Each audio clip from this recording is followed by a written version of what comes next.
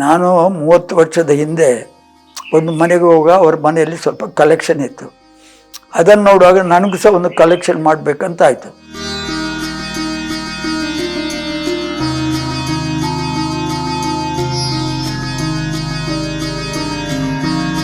ದಕ್ಷಿಣ ಕನ್ನಡ ಜಿಲ್ಲೆಯ ಮಂಗಳೂರು ಸಮೀಪದ ಮುಡಿಪು ಗುಡ್ಡದ ಮೇಲೆ ನಿರ್ಮಾಣವಾಗಿರುವ ಶ್ರೀಕೃಷ್ಣ ಜ್ಞಾನ ಮಂದಿರ ಆಧ್ಯಾತ್ಮಿಕತೆ ಮತ್ತು ಇತಿಹಾಸವನ್ನು ಒಂದೇ ಸ್ಥಳದಲ್ಲಿ ಪರಿಚಯಿಸುವ ವಿಶಿಷ್ಟ ತಾಣವಾಗಿದೆ.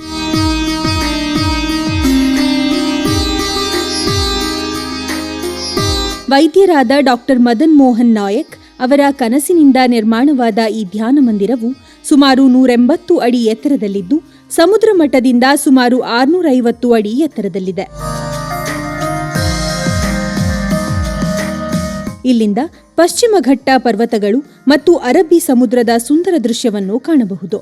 ಆದರೆ ಈ ತಾಣದ ಪ್ರಮುಖ ಆಕರ್ಷಣೆ ಎಂದರೆ ಇಲ್ಲಿ ಇರುವ ವಿಶೇಷ ಮ್ಯೂಸಿಯಂ. ಈ ಮ್ಯೂಸಿಯಂನಲ್ಲಿ ತುಳುನಾಡಿನ ಸಂಸ್ಕೃತಿ ಮತ್ತು ಇತಿಹಾಸಕ್ಕೆ ಸಂಬಂಧಿಸಿದ ಅಪರೂಪದ ಸಂಗ್ರಹಗಳು ಪ್ರದರ್ಶನದಲ್ಲಿದೆ.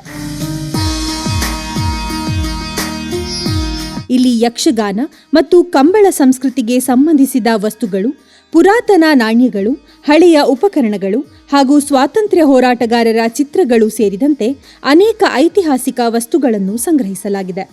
ಈ ರೀತಿ ಸಂಸ್ಕೃತಿ, ಇತಿಹಾಸ ಮತ್ತು ಆಧ್ಯಾತ್ಮಿಕತೆಯನ್ನು ಒಂದೇ ಸ್ಥಳದಲ್ಲಿ ಪರಿಚಯಿಸುವ ಈ ಮ್ಯೂಸಿಯಂ ಮತ್ತು ಧ್ಯಾನ ಮಂದಿರ ಇದೀಗ ಮಂಗಳೂರು ಭಾಗದ ಪ್ರಮುಖ ಪ್ರವಾಸಿ ಆಕರ್ಷಣೆಯಾಗಿ ರೂಪುಗೊಂಡಿದೆ. ತುಳುನಾಡಿನ ಸಂಸ್ಕೃತಿಯ ಒಂದು ಮ್ಯೂಸಿಯಂ ಮಾಡಬೇಕಂತಾಯಿತು. ನಮಗೆ ಒಂದು ಪರಂಪರೆ ಇದೆ. ಅದಕ್ಕಾಗಿ ನಮ್ಮ ತುಳು ಲ್ಯಾಂಗ್ವೇಜ್ ಹೇಗೆ ಬಂತು, ತುಳು ಹಿಸ್ಟ್ರಿ ಏನು, ಮತ್ತು ಭಾರತದ ಹಿಸ್ಟ್ರಿ ಏನು, ಇಲ್ಲಿ ಎಂತೆಂಥ ಚಿಂತಕರು ಇದ್ದರು ಅದನ್ನೆಲ್ಲ ಹೈಲೈಟ್ ಮಾಡುವಂಥ ವರ್ಲ್ಡ್ ಓವರ್ ಜನರದ್ದು ಚಿಂತನೆಯನ್ನು ಹೈಲೈಟ್ ಮಾಡುವಂಥ ವಿಚಾರದಿಂದ ಪ್ರೇರಿತನಾಗಿ ಈಗ ಈ ಮ್ಯೂಸಿಯಮಕ್ಕೆ ಕೈಯಾಗಿದೆ. ಇವತ್ತು ಇಲ್ಲಿ ಸಾಧಾರಣ ಒಂದು 3000 ಅದಕ್ಕೆ ಮಿಕ್ಕಿ ವಸ್ತುಗಳಿವೆ.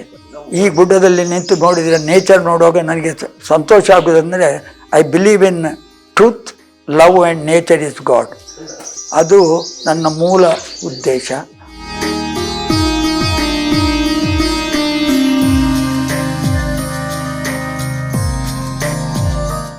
ನಾನು 30 ವರ್ಷದ ಹಿಂದೆ ಒಂದು ಮನೆಗೆ ಹೋಗುವಾಗ ಅವ್ರ ಮನೆಯಲ್ಲಿ ಸ್ವಲ್ಪ ಕಲೆಕ್ಷನ್ ಇತ್ತು. ಅದನ್ನು ನೋಡುವಾಗ ನನಗೂ ಸಹ ಒಂದು ಕಲೆಕ್ಷನ್ ಮಾಡಬೇಕಂತ ಆಯಿತು. ಹಾಗೆ ನಾನು ಪೊಲಿಟಿಕಲ್ ಡಿಸ್ಟ್ರಿಕ್ಟ್ ಪ್ರೆಸಿಡೆಂಟ್ ಇರುವಾಗ ಆ ಕಾಂಟ್ಯಾಕ್ಟಿಂದ ನನಗೆ ಬೇರೆ ಬೇರೆ ಜನರ ಸಂಪರ್ಕದಿಂದ ಕೆಲವು ಕಲೆಕ್ಷನ್ ಆಯಿತು. ಇದು ಮಾಡುವಾಗ ಅದನ್ನು ಇಲ್ಲಿ ನಾನು ಜೋಡಿಸಿದೆ. ಹಾಗಾಗಿ ಎಲ್ಲ ಪ್ರಪಂಚದ ಎಲ್ಲ ಕಡೆಯ ವಸ್ತುಗಳು ನನಗೆ ಆ ಕಾಂಟ್ಯಾಕ್ಟಿನಿಂದ ಸಿಕ್ಕಲು ಸಾಧ್ಯವಾಯಿತು. ಅದು ಈ ಮಟ್ಟಕ್ಕೆ ಬರಲು ಸಾಧ್ಯವಾಯಿತು ಅಷ್ಟೆ.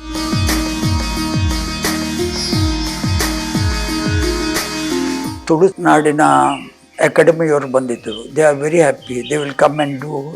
ಆ್ಯಂಡ್ ಈಗೀಗ ಇದರ ವಿಚಾರ ತಿಳಿದವರು ಬರ್ತಾರೆ ಅವರು ರಿಸರ್ಚಿಗೆ. ಅದರಿಂದಾಗಿ ಜನರಿಗೆ ಪ್ರಯೋಜನ ಆಗ್ಬೋದು ಅಂತ ನನ್ನ ಆಶೆ ಅಷ್ಟೆ.